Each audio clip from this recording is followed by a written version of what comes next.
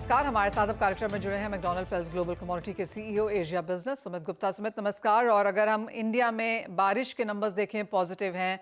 Overall sowing के numbers 3% ज़्यादा हैं पिछले साल के मुकाबले। इसमें दालें अच्छी खासी हैं और जहां तक तुअर की बात है वहां पर डबल डिजिट 24% की ज़्यादा बुआई है पिछले साल के कंपैरिजन में। तो सबसे पहले तो यही जानना चाहेंगे, जिस तरह के दालों के भाव हमने बढ़ते हुए देखे हैं, एंड ऑफ कोर्स काफ़ी सारे रेगुलेटरी मेजर्स हैं, सरकार की तरफ से भी यहाँ पर अभी भी स्टेटमेंट्स हैं, लेकिन जस्ट ऑन जो ये बुआई के नंबर्स हैं, आप कैसे देखते हैं आगे जाकर अवेलेबिलिटी और भाव? Manisha ji, first thank you very much for including me on the show. पुरानी saying है, रेन मेक्स रेन्स। तो जब भी बारिश आती है तब क्रॉप अपने आप एक अच्छी बनने लगती है, और स्पेशली पल्सेस के क्रॉप के लिए बहुत ज्यादा इंपॉर्टेंट है, क्योंकि पल्सेस इंडिया में रेन शेडो रीजन में उगाई जाती है, जिसके कारण जब भी हमारे को एल नीनो या रेनफॉल डेफिसिट होता है, तो वो डेफिसिट स्पेशली उन एरिया में ज्यादा होता है जहां पर दालें उगाई जाती है। इसीलिए एल नीनो के लेड जो क्रॉप शॉर्टफॉल है, उसका मेन बेंचमार्क तुअर के प्राइसेस, मक्का के प्राइसेस, ये दो कमोडिटी रहती हैं जो लार्जली सूखे एरिया में उगाई जाती है। इस साल जैसे आपने मेंशन किया, बारिश बहुत अच्छी है। हमने ऑलरेडी बाहर से येलो पीस के तौर पे, चना के तौर पे ऑलरेडी डोमेस्टिक अवेलेबिलिटी ऑलमोस्ट भाई 2.5 से 3 मिलियन टन बढ़ा ली है ऑफ ऑल्टरनेट पल्सेस। बाहर अफ्रीका आपके लिए ज्यादा तुअर उगा रहा है, हमारे लिए ज्यादा तुअर उगा रहा है। प्लस नो ओवरऑल सेंटिमेंट यहां से केवल बेरिश तौर के ऊपर नीचे जाएगा। हमको यहां से food inflation, specially pulses inflation की बिल्कुल चिंता नहीं करनी चाहिए। Fair point. तो काफ़ी सारे फैक्टर्स हैं जो यहाँ पर हमें देखेंगे कि प्राइस नीचे लेके आ सकते हैं। अब यहाँ से अगर जिस तरह की ड्यूटीज़ एज ऑफ नाउ लगाई जा रही हैं और डिमांड भी है पल्सेस इंडस्ट्री की फ्रॉम द इंडियन मार्केट्स कि पीली मटर पे कुछ ड्यूटी बढ़ा देनी चाहिए, काबुली चने पे शायद ड्यूटी कम कर देनी चाहिए, अफ्रीका में, तंजानिया में, मोजाम्बिक में जिस तरह के इश्यूज़ हैं, माना जा रहा है कि कुछ बहुत सॉर्टेड हैं। ऑफकोर्स आवक आ ही जाएगी, देर सवेर ही सही। कैसे देखते हैं आप इन सबको? मनीषा जी, सबसे पहले हम तुअर फ्रॉम अफ्रीका लेते हैं। देखिए, वो क्रॉप हमारे लिए उगा रहे हैं। लास्ट ईयर उनको इंसेंटिव था होल्ड करने का, क्योंकि उनको मार्केट कैरी में लगता था, मार्केट में तेजी लगती। इस साल उन्हें कोई भी इंसेंटिव नहीं लगता है मार्केट में स्टॉक को होल्ड करने का। हमारी क्रॉप का, तुअर क्रॉप का फंक्शन है कि वो एमएसपी के नीचे है। उसके लिए अफ्रीका की हार्वेस्ट और अराइवल इंडिया में दिवाली से पहले आने की पूरी कोशिश करेंगे ट्रेडर वहां से। सो मेरा ये मानना है, आपको कोई लॉजिस्टिकल इश्यू नहीं मिलेगा। Arrival will come as fast as possible.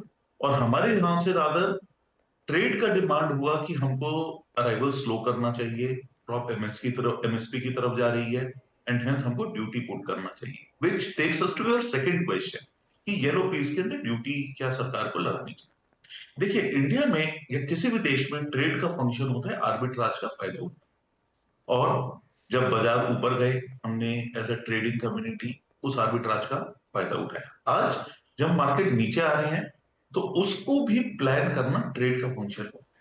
इसलिए मैं ये ऐसे बोलूंगा कि ड्यूटी को लगातार ऊपर नीचे करने से it is not going to bring consistency या confidence both in exporter in importer. आज हमको केवल दालों को प्राइस के एंगल से नहीं देखना चाहिए, हमें ये देखना चाहिए जैसे हमारी इनकम बढ़ रही है, क्या लोग ज्यादा प्रोटीन कंज्यूम करना चाहते हैं? अगर कंज्यूम करना चाहते हैं, तो हम क्यों ज्यादा अवेलेबिलिटी क्यों ना बढ़ाएं?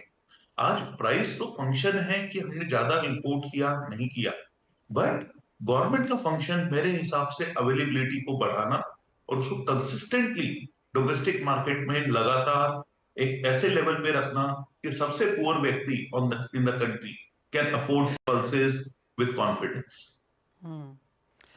Fair point that. बहुत शुक्रिया सुमित जी, साथ जुड़ने के लिए। तो काफ़ी सारे पॉइंट्स आपने यहाँ पर बताए हैं और ये भी काफ़ी क्लियर किया है कि अब आगे जाकर फूड इन्फ्लेशन या स्पेसिफिकली पल्सेस इन्फ्लेशन को लेकर शायद सरकार की चिंता बहुत ज़्यादा नहीं है। भारत में बुआई अच्छी खासी है, स्टॉक अच्छा है, और साथ ही साथ जिस तरह से बाकी कंट्रीज़ की तरफ से भी यहाँ पर दालें आने वाली हैं, जो सरकार की नीतियाँ रही हैं, उन सबका फ़ायदा भी यहाँ पर इंडियन कंज्यूमर को होगा। अजय, आप कैसे देखते हैं ओवरऑल एग्रीकल्चर में प्राइसेस, एसेंशियल कमोडिटीज़ में जिस तरह से हमने देखा है कि इन्फ्लेशन नीचे आई है? आज जैसे आरबीआई ने भी कहा कि फूड इन्फ्लेशन के ऊपर उनकी पैनी नजर यहां पर आगे लगातार रहेगी।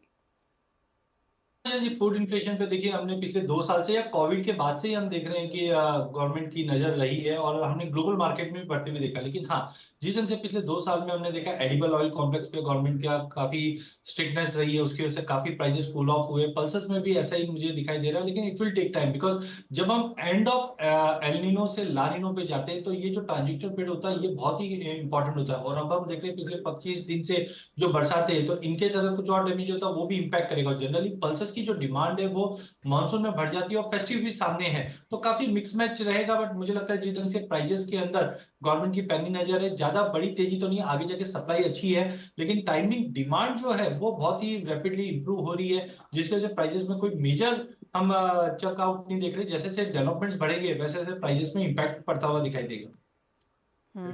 एक फाइनल सवाल अजय, और यहाँ पर अगर कोई ट्रेडिंग स्ट्रैटेजीज लेनी हो जो कि अवेलेबल है डेरिवेटिव मार्केट में, तो क्या कहेंगे आप? हाँ बिल्कुल, पूरे कमोडिटी मार्केट में हमने देखा पिछले 3 दिनों में वॉलेटिलिटी काफी बढ़ी हुई है ग्लोबल सेल ऑफ की वजह से। हमने एग्री मार्केट में भी हमने अच्छा खासा फॉल बैक आते हुए देखा।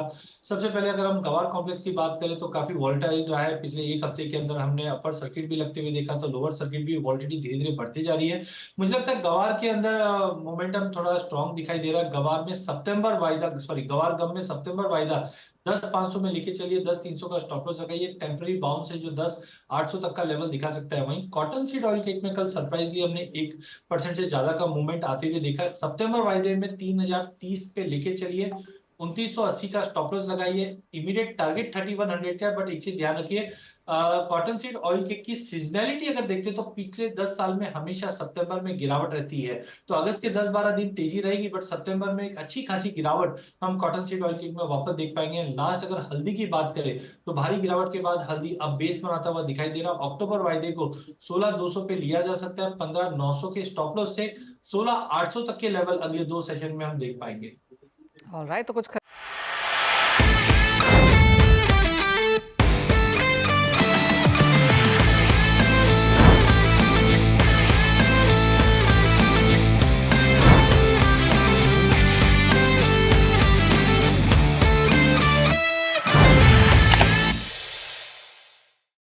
बता दें कि मनी कंट्रोल पर दिए गए विचार एक्सपर्ट्स के अपने निजी विचार होते हैं। वेबसाइट या मैनेजमेंट इसके लिए उत्तरदायी नहीं है। यूजर्स को मनी कंट्रोल की सलाह है कि कोई भी निवेश निर्णय लेने से पहले सर्टिफाइड एक्सपर्ट की सलाह लें।